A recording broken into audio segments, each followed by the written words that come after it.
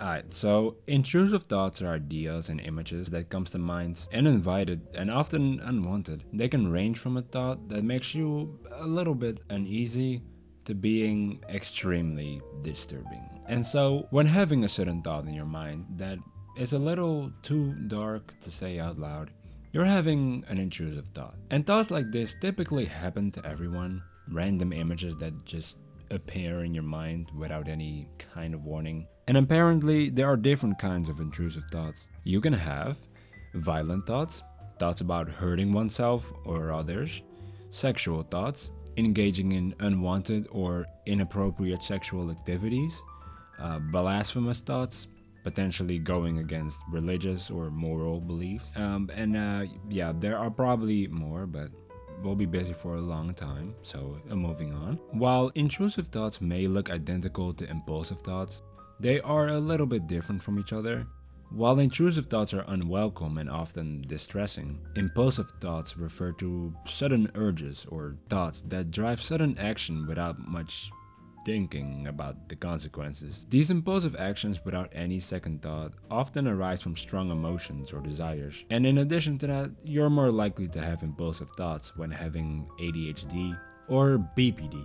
But the people who experience intrusive thoughts the most are people who are dealing with things like anxiety, stress, depression, trauma, or other underlying mental health conditions. If you ever wondered why people experience intrusive thoughts, well, some controllable reasons are that things like stress and lack of sleep can cause your mind to show you images you would rather do without. But an external reason is that our mind is always working and generating all kinds of views, to which most of them we don't really pay attention to, until a view appears that kinda catches our attention, and when you want to forget about it, it becomes stronger, almost like not thinking about a pink elephant. I think I made my point. Plus, unfortunately, the brain is more attracted towards negative things due to its negativity bias. And with that, some intrusive thoughts are just inevitable and will stick around longer. In other words, it is what it is. And having such thoughts happen more often can, well, really, it can mess with your life. Imagine getting repeated images that are quite unwanted, and now imagine the same thing, but then darker, even though you would never actually do it. You probably also have difficulty asking people for help because, I mean, come on, like they would think you're going insane, and you are not entirely sure if that is not the case. It is no doubt that Fletcher Wortmann, the author of the book Triggered, was right when he wrote, "It has no concept of prosperity or restraint. It will never spare you from a thought that's just too personal, because it is pathologically drawn to exactly these things. It does not..." And then a little further. It is no exaggeration to say that extreme and repeated intrusive thoughts can ruin lives. That being said, if you don't suffer from intrusive thoughts, if you have never experienced it, but hoping to better understand the experience of it, well, then please consider the following exercise. Just relax and close your eyes. Think of this one person you have a major crush on, a beloved pet, your close friend, maybe a child who trusts and depends on you, or just anyone who simply happens to be present right now in the room with you. Now, imagine that someone inside of you would just take over, being able to make every single move it wants to, and that you are somehow powerless to stop yourself. Next, think about doing some not so friendly stuff towards them. So now that you have dealt with an intrusive thought, a disorder that is similar to having intrusive thoughts is OCD, or Obsessive Compulsive Disorder, one in which a person experiences uncontrollable and repeating thoughts or behaviors. A psychology professor at Concordia University, Adam Radomskt, argues that when both people have an intrusive thought, what separates the person with OCD from the one without the condition isn't the thoughts themselves per se, but the reaction to having these thoughts. He makes the statement that most people who have an intrusive thoughts about jumping off a balcony or like a metro platform would tell themselves, oh, that was weird. moving on.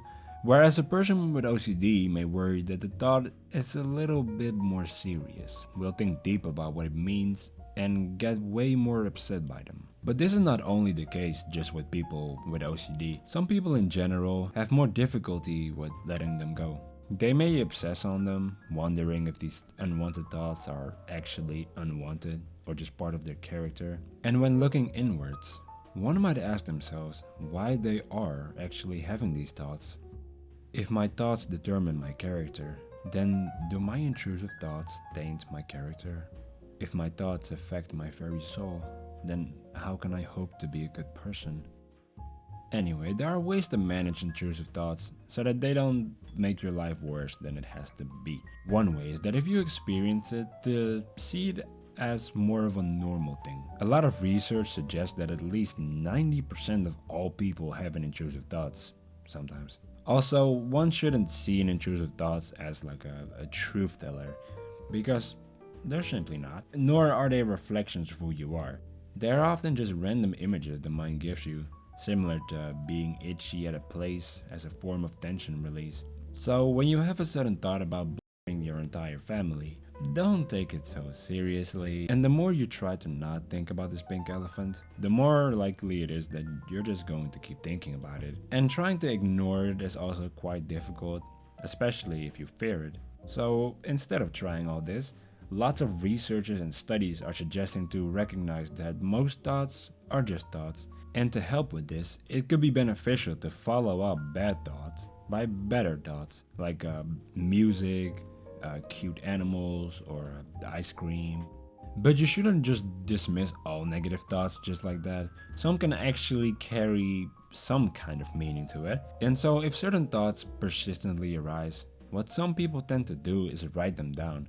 Maybe a little journey about it. I know.